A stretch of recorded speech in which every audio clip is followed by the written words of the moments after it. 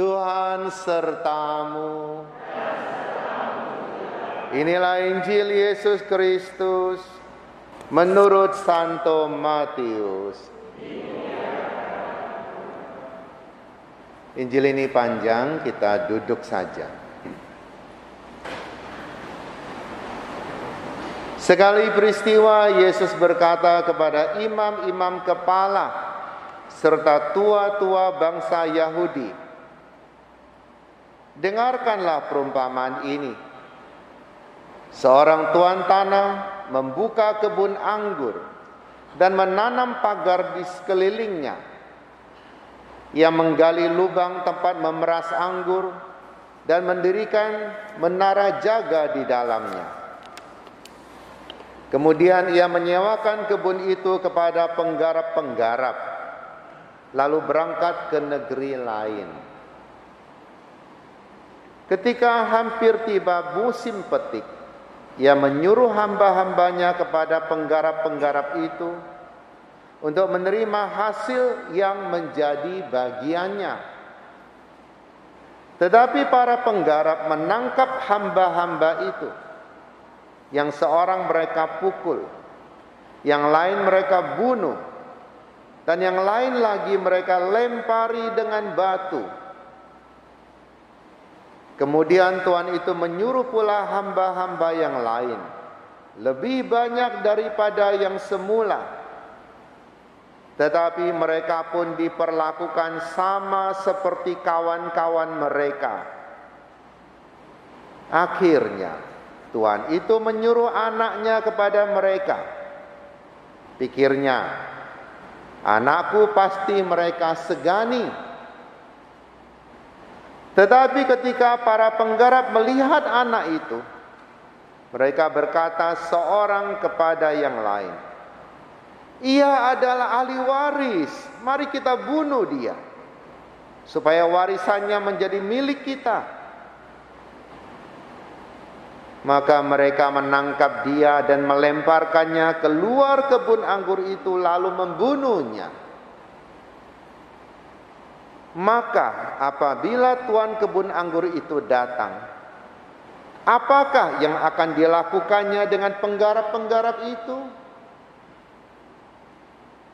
Kata imam-imam kepala dan tua-tua itu kepada Yesus, "Ia akan membinasakan orang-orang jahat itu, dan kebun anggurnya akan disewakannya kepada penggarap-penggarap lain yang akan menyerahkan hasil kepadanya pada waktunya." Kata Yesus kepada mereka, "Belum pernahkah kamu baca dalam kitab suci, batu yang dibuang oleh tukang-tukang bangunan telah menjadi batu penjuru? Hal itu terjadi dari pihak Tuhan, suatu perbuatan ajaib di mata kita. Sebab itu aku berkata kepadamu, kerajaan Allah akan diambil darimu dan akan diberikan kepada suatu bangsa yang akan menghasilkan buah kerajaan itu." Mendengar perumpamaan Yesus itu, imam-imam kepala dan orang-orang Farisi mengerti bahwa merekalah yang dimaksudkan oleh Yesus. Maka mereka berusaha menangkap dia. Tetapi mereka takut kepada orang banyak, karena orang banyak itu menganggap Yesus nabi. Demikianlah Injil Tuhan.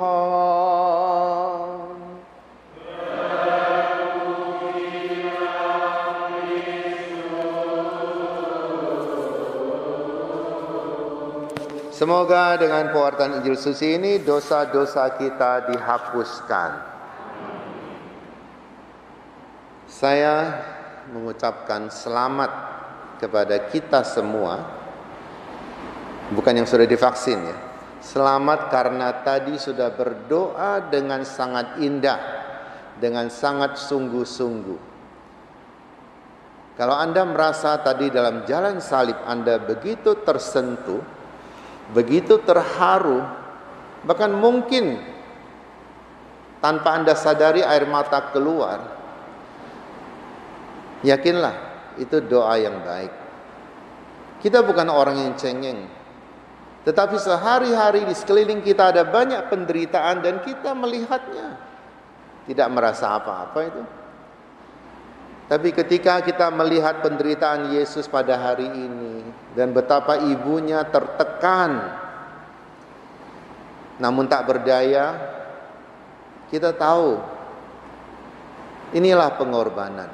Inilah pengorbanan yang sejati, yang tidak dibuat-buat, yang bukan settingan. Dalam hidup kita berapa banyak kali kita berdoa? Berapa jam kita berdoa dalam satu minggu misalnya? Tapi berapa banyak doa yang kita doakan dengan sungguh-sungguh? Mungkin sebagian besar doa kita hanya doa minta-minta. Orang yang minta-minta jarang pakai perasaan. Seringkali hanya memperhatikan diri sendiri. Doa tadi, jalan salib yang indah, yang selalu saya sukai, adalah doa yang sangat baik, yang sungguh-sungguh meskipun waktunya tidak panjang, tapi membuat satu relasi yang baik kita dengan Tuhan. Kalau suatu hari ketika kita menghadap Tuhan, Tuhan akan katakan, saya pernah melihat engkau berdoa dengan sungguh-sungguh. Ingat tanggal ini. Moga-moga di minggu-minggu berikutnya kita juga berdoa sungguh-sungguh. Ada banyak orang yang bisa membaca dengan baik, tapi sekedar membaca dengan menghayati suatu hal yang berbeda. Tadi kita bersyukur para petugas bertugas dengan bagus sekali, membawakan dengan penuh perasaan. Itulah yang kami harapkan. Kemarin Pastor Yuki sudah memimpin suatu rapat supaya para tim dalam kelompok liturgi lebih memahami liturgi. Bukan saja sekedar melakukan gerakan-gerakan dalam liturgi. Itu bintang film bisa buat itu. Tapi apakah ada penghayatan di dalamnya? Dan kita bersyukur kita memahami lebih banyak lagi tentang liturgi kita. Baik, hari ini kita lihat dalam bacaan pertama. Yusuf dikasihi lebih dari saudara-saudaranya. Benarkah pernyataan itu? Belum tentu. Apakah Yehuda, Ruben dan teman-temannya mereka tahu bahwa mereka waktu kecil juga digendong oleh Yakub, dicintai, dibelikan baju juga? Mereka sadar tidak itu? Mereka mungkin tidak sadar karena masih kecil. Seperti kita juga, berapa banyak kebaikan yang kita terima dari Tuhan, sadar tidak? Lebih banyak orang merasa bahwa kebaikan yang saya terima ini karena saya hebat, karena saya pintar berelasi dengan orang, karena saya berjasa bagi orang, orang balas jasa pada saya. Kita merasa tidak kalau kita juga dicintai oleh Tuhan. Orang yang tahu bersyukur adalah orang yang tahu merasa. Kemarin ada teman, dia WA saya baru saja terima vaksin. Itu yang datang orang-orang kaya semua. Cuma kami berdoa yang kere. Saya katakan, benarkah engkau kere? Apa itu kekayaan? Benarkah mereka sungguh kaya? Punya duit itu tidak berarti kita kaya di hadapan Tuhan. Ada orang yang punya duit tapi tidak bisa menggunakan duitnya supaya melakukan pekerjaan Tuhan, supaya berbelas kasih kepada orang lain. Itu hanya menerima titipan tapi tidak jujur. Kalau uang yang kita punya kita pakai hanya untuk diri kita sendiri, kita adalah orang-orang yang tidak jujur. Karena uang diberikan pada kita, kepintaran diberikan pada kita, supaya kita membantu orang lain. Tentu kita boleh mencukupkan diri kita, boleh. Tapi sebagian besar adalah untuk membantu orang lain. Tentu harus membantu orang dengan bijak juga. Terkadang kita hanya membantu orang-orang yang menyenangkan, yang tahu memberikan balas jasa pada kita, yang tahu bilang terima kasih. Kalau demikian kita bukan membantu Tuhan menyalurkan apa yang Tuhan berikan pada kita untuk disalurkan. Kita hanya melakukan sesuatu hal yang kiranya menyenangkan saya. Kalau saya buat ini, hati saya senang. Tuhan mengajar kita untuk memberi kepada sesama, terutama mereka yang sangat tak berdaya. Kita lebih sering membantu orang yang sudah berdaya, hanya kurang-kurang sedikit saja. Yakub mencintai Yusuf sama seperti mencintai anak-anaknya yang lain. Cuma anak-anaknya yang lain tidak sadar saja. Sekarang mereka bisa besar seperti itu. Yehuda, Ruben bertumbuh besar seperti itu. Kenapa? Sudah pernah dikasihi. Kalau tidak dikasih, tidak akan bertumbuh seperti itu.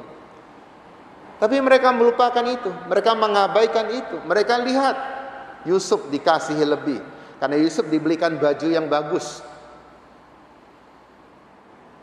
Iri hati.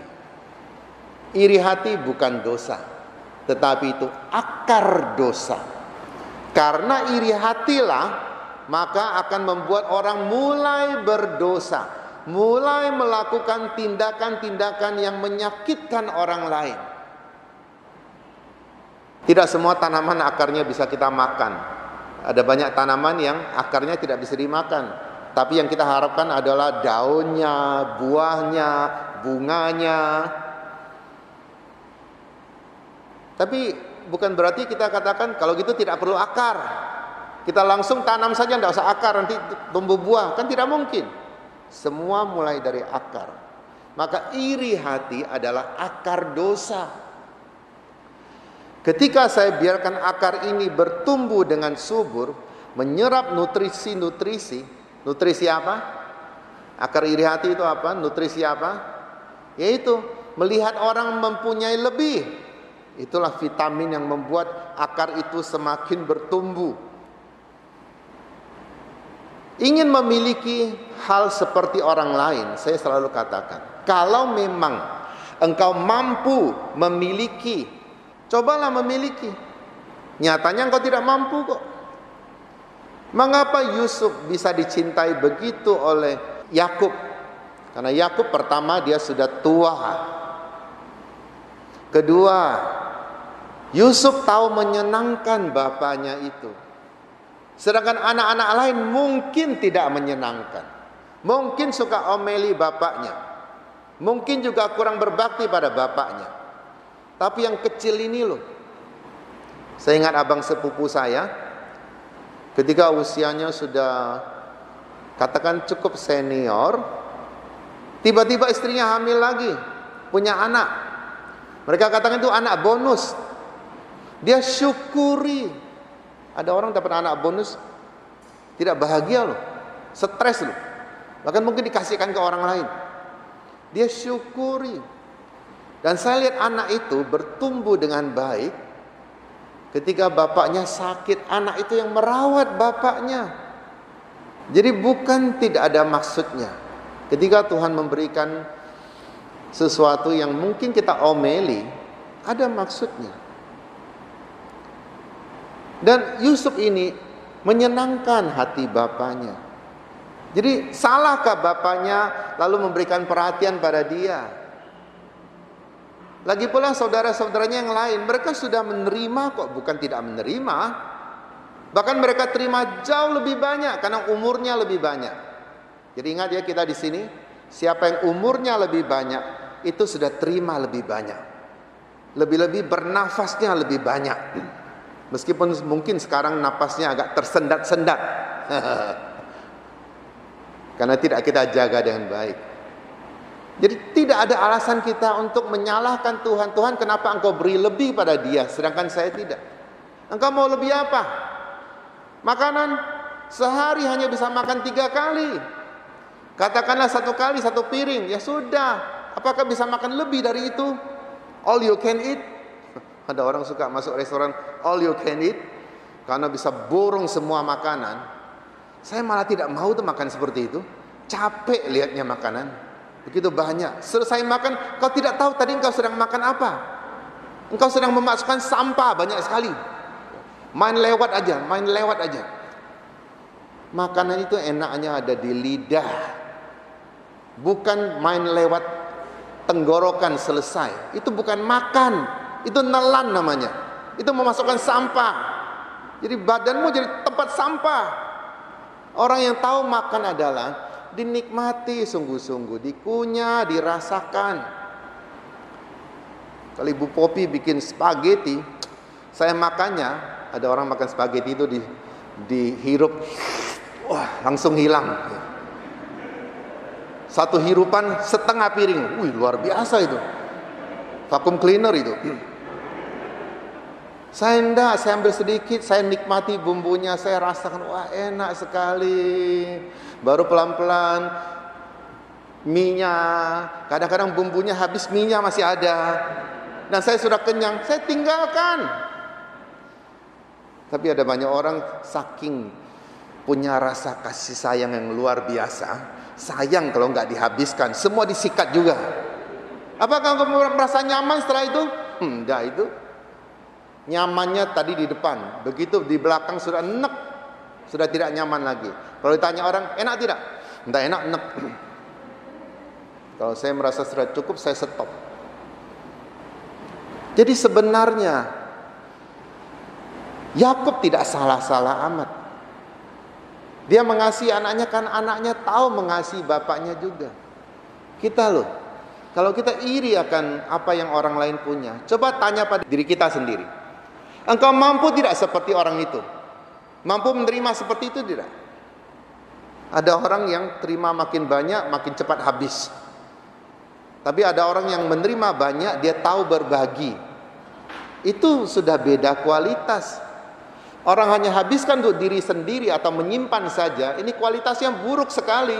Di hadapan Tuhan, enggak ada gunanya saya kasih orang ini.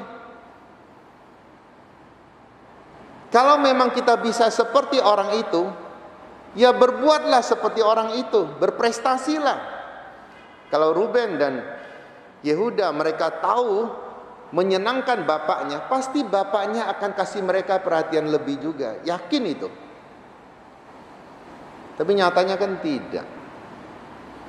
Kalau tidak sanggup, ya sudahlah. Kenapa dipaksakan? Hari ini kita dalam bacaan Injil, Yesus memberikan perumpamaan. Perumpamaan diberikan pada siapa? Kepada para pengajar, kepada para tua-tua, bahwa Tuhan Allah itu seperti seorang yang punya kebun anggur. Dia pinjamkan kebunnya supaya diusahakan. Sama seperti Tuhan pinjamkan hidup kepada kita, pinjamkan kepintaran pada kita, pinjamkan harta kepada kita, untuk kita gunakan dan kita hasilkan sesuatu. Tetapi apa yang terjadi? Ketika waktu sudah panen, Tuhan ini berhak mengambil bagiannya, maka dia kirim hambanya ke situ. Mereka katakan, cuma hamba saja, kita bunuh saja. Artinya mereka tidak mau menyerahkan hak tuannya ini. Itu serakah. Serakah adalah akar dosa yang kedua. Jadi ada 7 akar dosa. Kalau kalian mau dengar, nanti tanya pada Pastor Yuki, biar beliau jelaskan 7 akar dosa. Hari ini saya 2 akar saja. 2 akar pun sudah dahsyat. Serakah, sudah memiliki, ingin memiliki lebih. Dan akhirnya apa? Ketika Tuhan ini mengirim anaknya dibunuh. Wah, itu jahat luar biasa. Tidak sadarkah mereka bahwa Tuhan yang kaya ini pasti punya bala tentara, pasti punya kekuatan untuk membinasakan mereka? Tidak sadarkah kita kalau kita juga membunuh pemberian Tuhan kepada kita, kita akan ditindak seperti para penggarap itu? Semoga Tuhan membimbing kita agar kita mampu menggunakan apa yang Tuhan berikan pada kita dan selalu bersyukur. Orang yang bersyukur tidak pernah akan iri hati. Saya dari kecil tidak pernah iri hati itu, sampai sekarang tidak pernah. Orang katakan, wah betapa gantengnya. Saya juga merasa saya ganteng sendiri, ngapain? Betapa pintarnya orang itu. Saya punya kepintaran juga. Saya tidak seperti dia. Ada ibu-ibu datang pada saya, "Pastor, coba bikin misa penyembuhan, sembuhkan orang juga seperti Romo itu loh." Suka-suka dia lah, dia mau cara itu silahkan dia. Dia belum tentu bisa seperti saya. Saya mau dengan cara saya sendiri. Tiap orang itu beda-beda. Jangan kau atur-atur orang. Jangan kau ubah-ubah orang. Tuhan sudah menciptakan setiap manusia unik. Unik artinya beda dengan orang lain. Jangan disama-samakan. Kita juga sama. Jangan banding-bandingkan orang. Para suami hati-hati. Jangan suka cerita kecantikan wanita lain di depan istrimu. Dengan tidak langsung engkau katakan dia tidak cantik. Para ibu juga. Jangan suka ceritakan kehebatan suami-suami yang lain di depan suamimu. Setiap orang punya harga diri. Setiap orang sudah punya kemampuan yang Tuhan titipkan. Hargai dan syukurilah. Maka kita tidak pernah akan merasa kekurangan. Tuhan memberikan cukup. Kalau sudah lebih-lebih malah bisa jadi malapetaka. Semoga Tuhan membimbing dan memberkati kita semua. Amin.